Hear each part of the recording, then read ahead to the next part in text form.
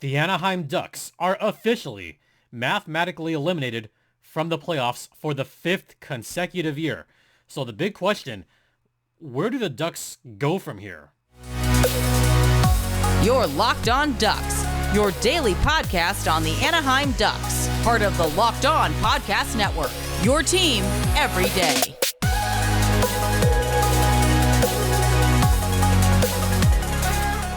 Welcome to Locked On Anaheim Ducks, part of the Locked On Podcast Network. I'm your host, Jason JD Hernandez. I've been covering hockey for over a decade, and I got to say, this team is really tough to watch. It has been the last 4 years, and, we're at this point again where the Ducks are mathematically out of the playoffs.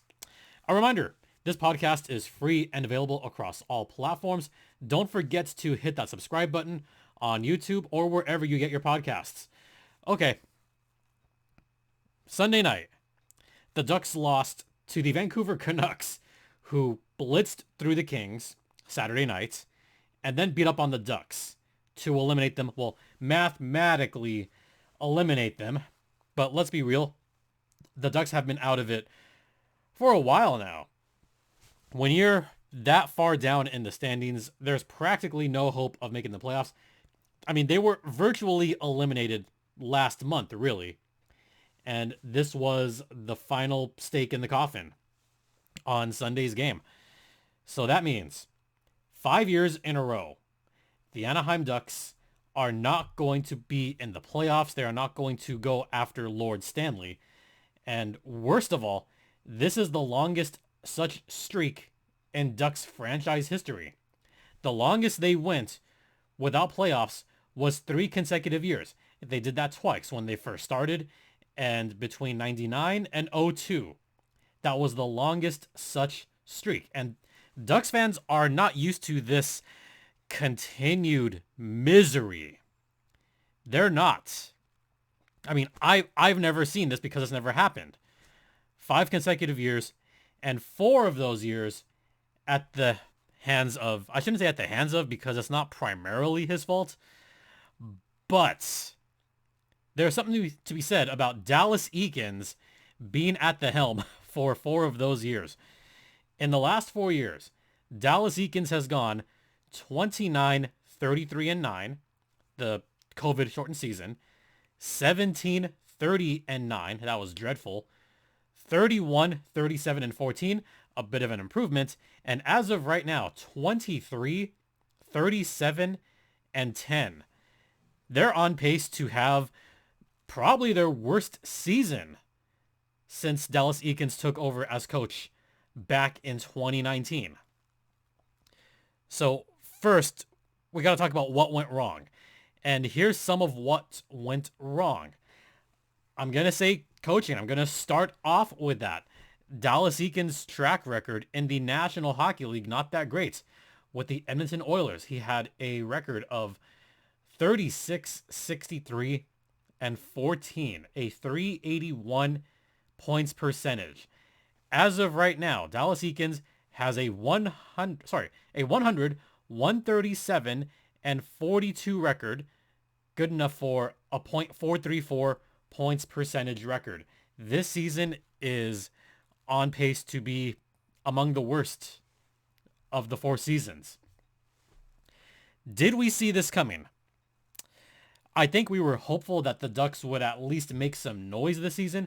We were hopeful that the Ducks would hover around 85 to 90 points this season. I know I was hopeful that the Ducks would at least still be in the playoff race come April.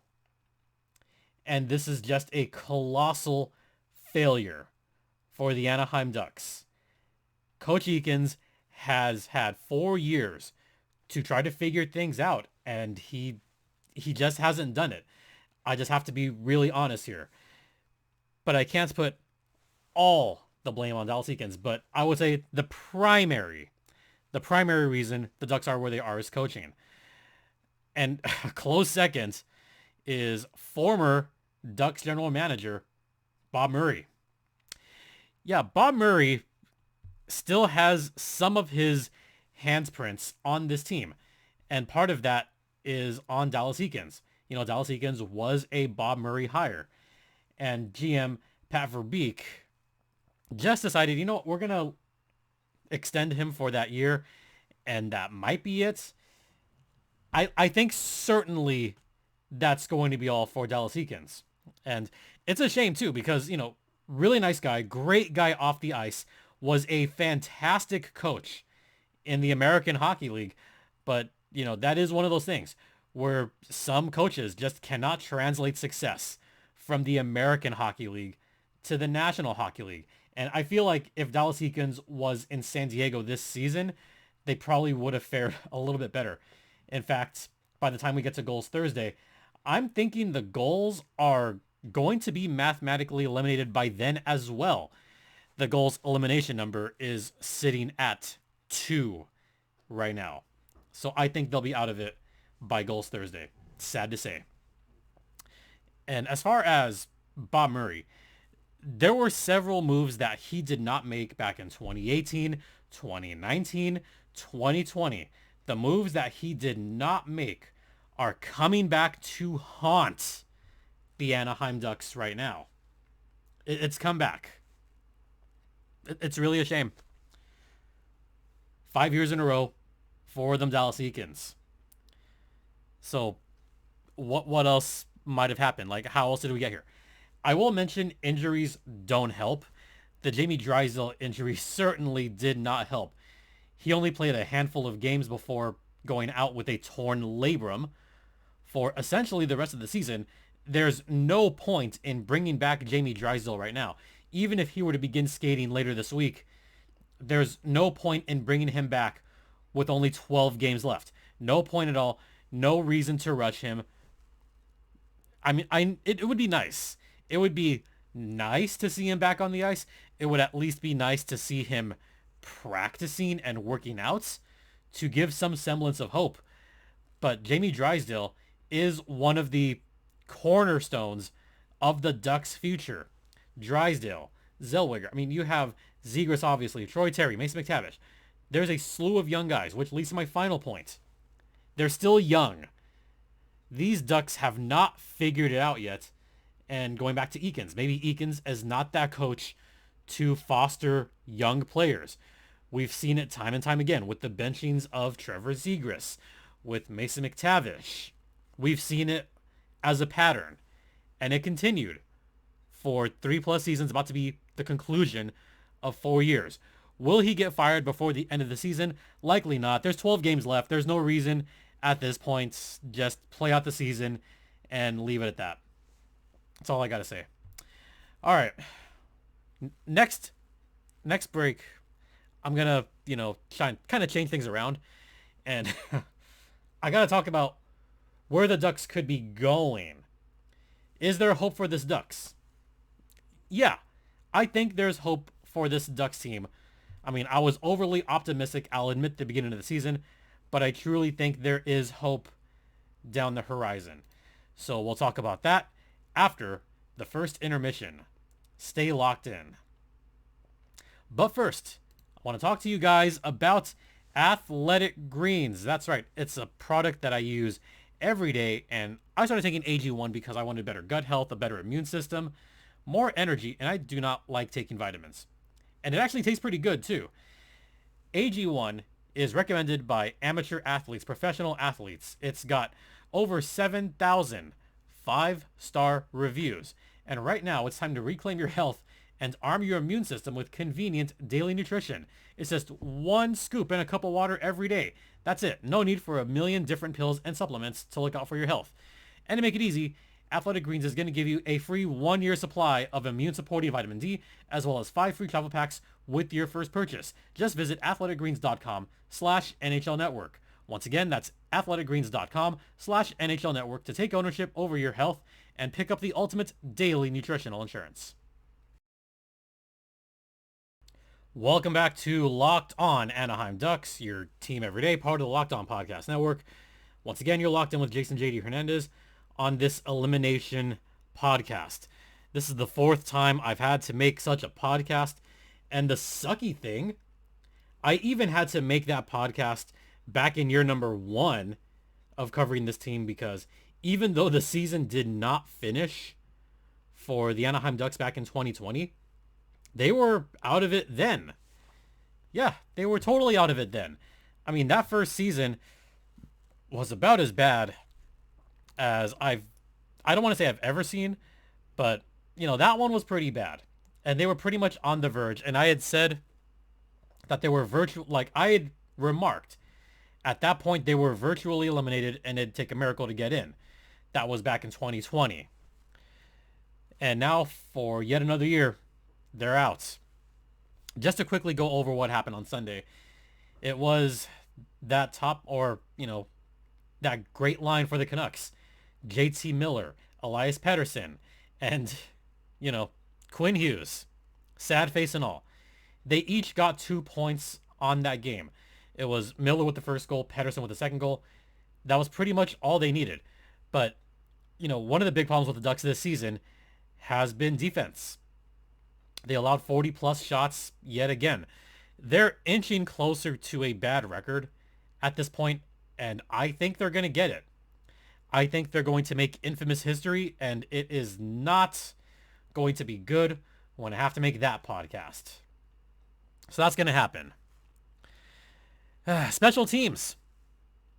Ducks couldn't scratch it in 3 tries. Even though the Canucks are the worst PK team in the league, the Ducks couldn't do squat in their power play. And the Canucks even went 1 for 4 in the power play. Yeah, it's bad. But is there hope on the horizon? Is there a light at the end of the tunnel? And this host says yes, for a lot of reasons. Dallas Eakins, I would say 99.9% is not going to come back next season. He only got a 1-year extension, and this was kind of a prove-it deal. And Dallas Eakins hasn't proved anything, unfortunately. So I think he's gone. The rest of the coaching staff, they might be gone too. Sad to say. The assistants the last few years have been on and off. I know there's also been some health issues there with Coach Stothers. So I don't know if we're going to get the same coaching staff. Probably not. Yeah, so I think we're going to get a new coaching staff, not just for Anaheim, but in San Diego as well. It's looking more like the tea leaves are saying that Roy Summers is not going to be back next season as coach of the San Diego Gulls. He got a 1-year contract. The Gulls are last place in the American Hockey League. They're going to get eliminated likely by week's end, likely by Thursday's Gulls Thursday. So it's just a failure up and down, and it's got to be new blood from the top NHL all the way to the AHL. It's got to come from all directions. So at least there's the hope that we're going to get some new blood. And speaking of new blood, we're going to have some guys coming in vying for spots. Olin Zellweger is likely going to come in and try to take over one of those soon-to-be vacant spots on defense. Because I don't expect Shattenkirk to come back. His contract is up, so I don't see that happening. Comtois, Jones, I don't know. I guess Comtois. We don't know what's going to happen with him. But there's hope. You got a lot of very talented young players. And you know who I really like a lot is Sasha Pastujov. I've been very high on Sasha for a number of reasons. I think he could be a tremendous help for the Anaheim Ducks. Mason McTavish, he's going to mature. Trevor Zegras, he's going to mature. Troy Terry is going to be as dominant as ever. Henrique, he's got 1 more year left. Maybe he'll find the fountain of youth and really lead this team. Cam Fowler could have a resurgent season. So there is hope on the horizon. And I haven't even mentioned all the other young guys. Jamie Drysdale. He's going to be back next season. And hopefully, very hopefully, he will be 100% healthy and just ready to go. That's the hope anyway. And there's also a ton of other young guys. Pavel Minchikov. He's going to come up probably sooner than we think. We got Tristan Luneau, who's going to be just a beast. I think highly of Luno. Zellweger I mentioned already. Oh, Nathan Gaucher. Gaucher I think is going to be a big help for the Ducks in maybe 1 to 2 years. I really see that happening. Dostal. Dostal I think is going to be the backup for the Ducks next season. And there's even still hope for Jacob Perreault and Braden Tracy because they're still young. They're still 20. You never know with some of those young guys. Maybe that year in San Diego didn't help as much, but there's hope. There's a lot of hope in the horizon. That's just kind of my immediate thought process on this. But we have to put up with another bad year, and this is it. Ducks fans, I understand. I get it. Patience is wearing thin. Next season is this offseason is going to be humongous for the Ducks. This draft lottery is going to be humongous for the Ducks. And I know I've said kind of half jokingly, but mostly serious, it'd be a failure if the Ducks don't get the number 1 pick. And I'll be honest, I think it'll be a failure if the Ducks don't get one of the top 2 picks. If they don't get 1 or 2 or even 3, I think it's a failure. I really do. All right. We're going to head to the second intermission and just talk a little bit more about the Ducks being mathematically eliminated. So I'll talk more about that on the other side. But first, I want to talk to you guys about Built Bar. And Built Bar is available at your local Sam's Club if you're in the States, your local Walmart, or you could check out the websites at built.com where they have a ton of new flavors, including maple donut, which I think is terrific. You know, there's always the churro puff. That one is always good. And you could always check out the site periodically to see what new flavors pop up. And you know what? They're also giving you a promo code to get 15% off your next purchase at built.com. That promo code is locked on 15. And it's a protein bar that tastes like a candy bar. Has 100% real chocolate.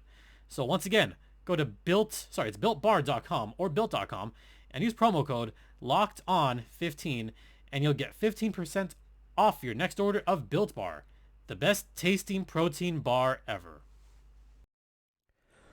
Welcome back to Locked On Anaheim Ducks, part of the Locked On Podcast Network. Once again, you're locked in with Jason JD Hernandez, and as you may notice on the video side, there's no video on here. Just gonna peel back the curtain. I'm not feeling 100%, so we're just gonna hammer through with audio for this segment before signing off.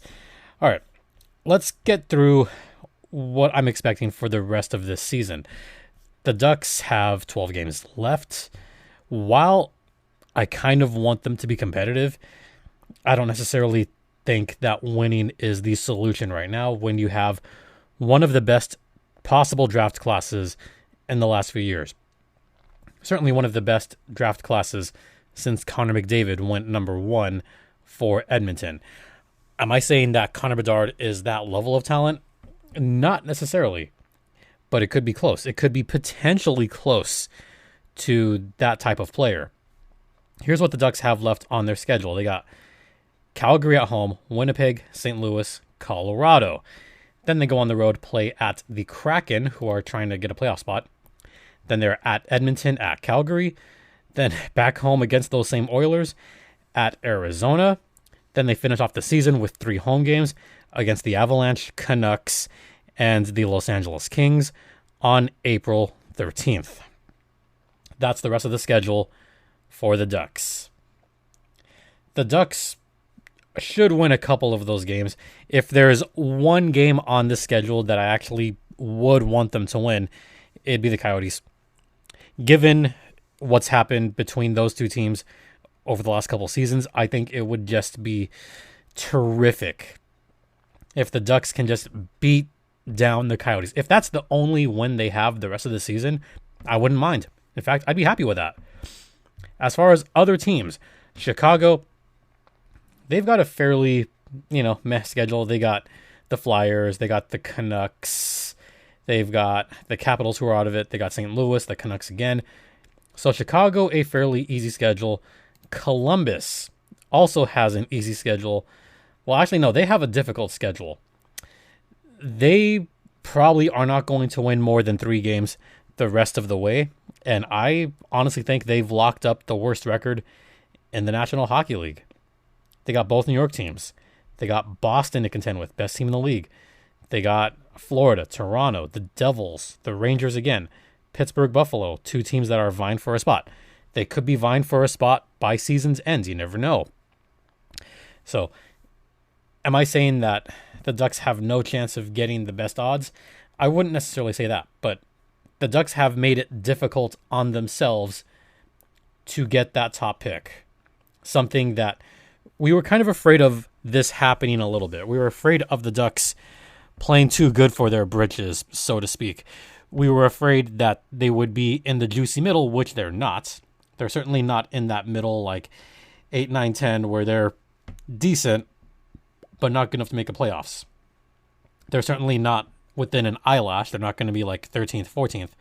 They will finish in the bottom 4. That is quite bad. If they can finish with the second worst record in the league again, I'd be okay with that. That's how the Ducks wound up with Mason McTavish. They had the second best odds to get number 1, fell to number 3, but that's how they got Mason McTavish.